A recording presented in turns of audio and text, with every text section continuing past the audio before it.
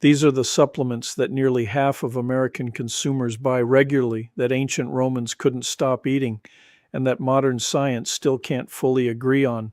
This is everything you need to know about fish oil. Fish oil is a $3.5 billion global industry. It's the most popular non-multivitamin supplement in the United States, and depending on which study you read, it's either protecting your heart or potentially putting it at risk. So let's cut through the noise. Fish oil is exactly what it sounds like: oil extracted from the tissues of fatty fish like salmon, mackerel, tuna, herring, and sardines.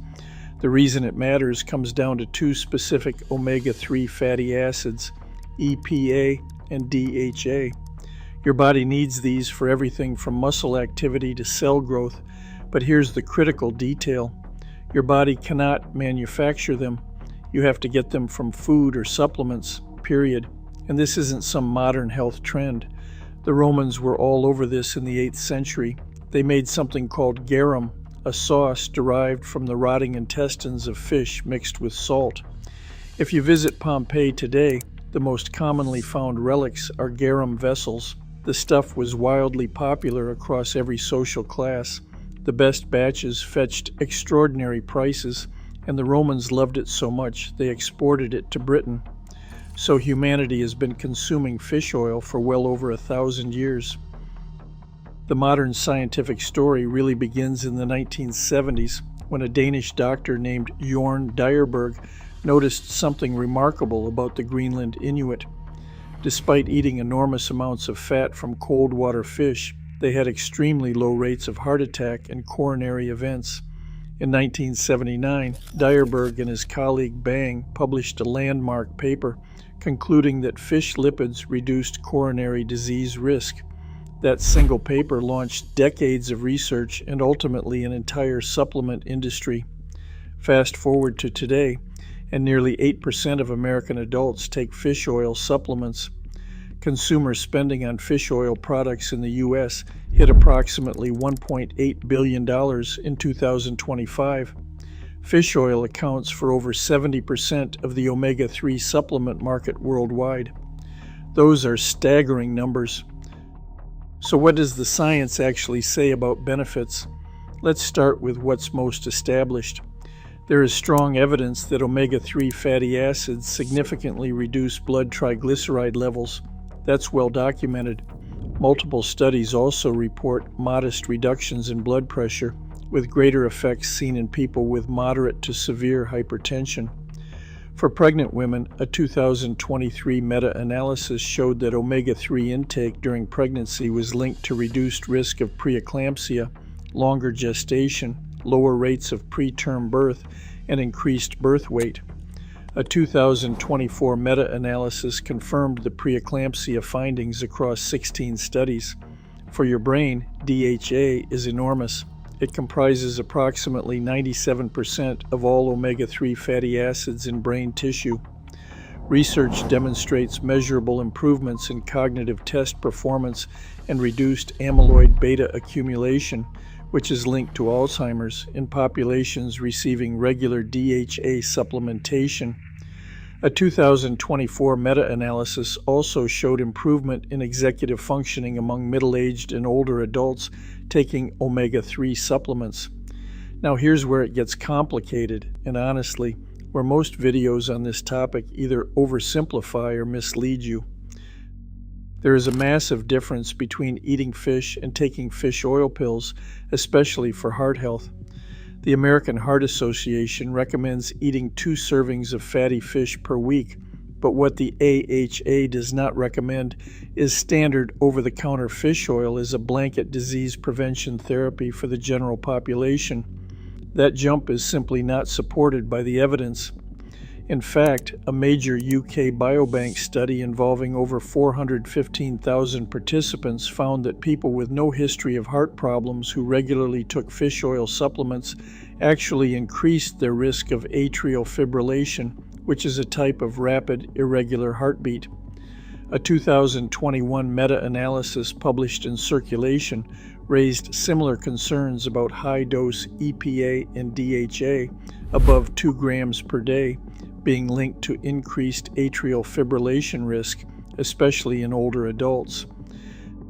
Then there's the debate between two landmark trials.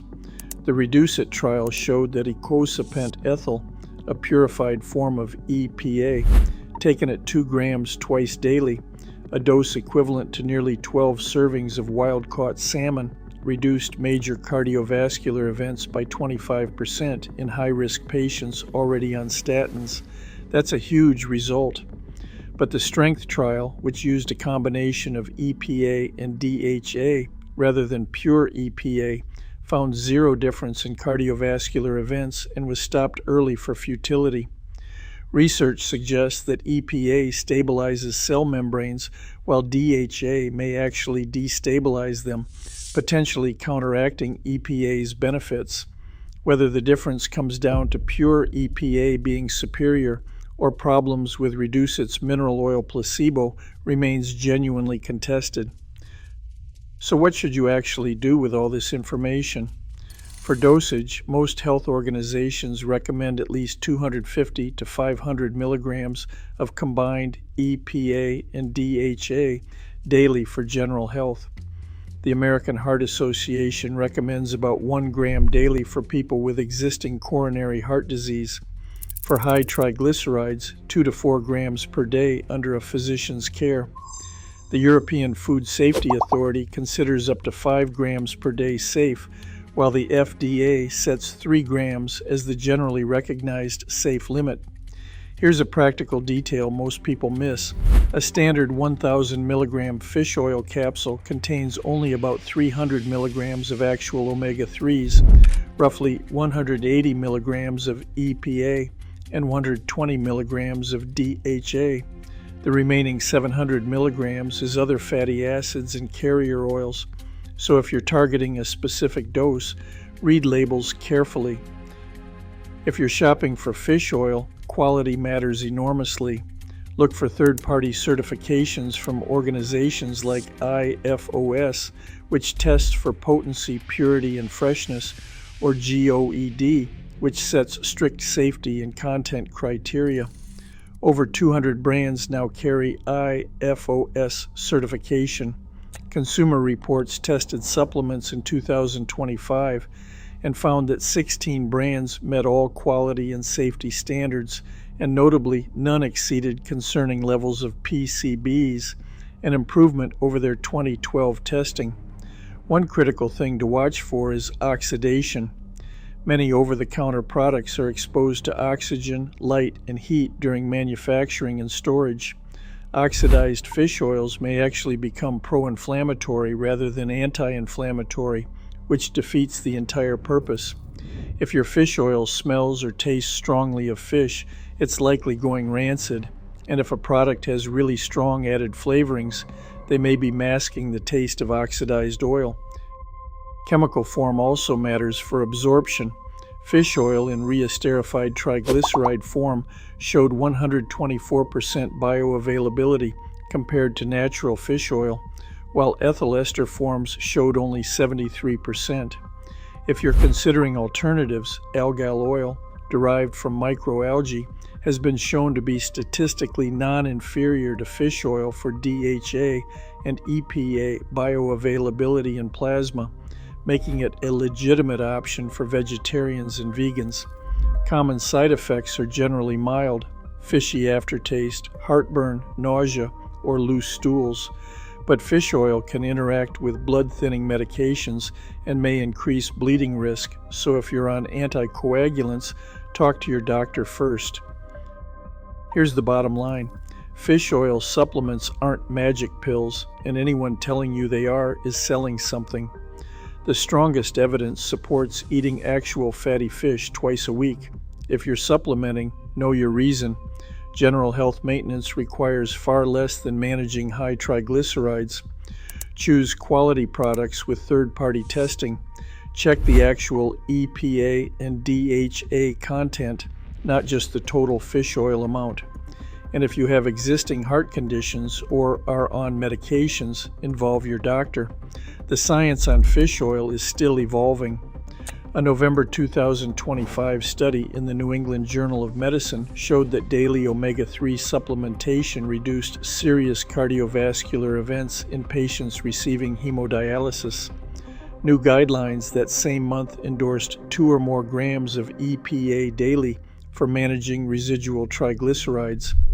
This story is far from over. What we can say with confidence is that omega-3 fatty acids are essential. Your body needs them, and whether you get them from a plate of salmon or a carefully chosen supplement, making an informed decision is what matters most.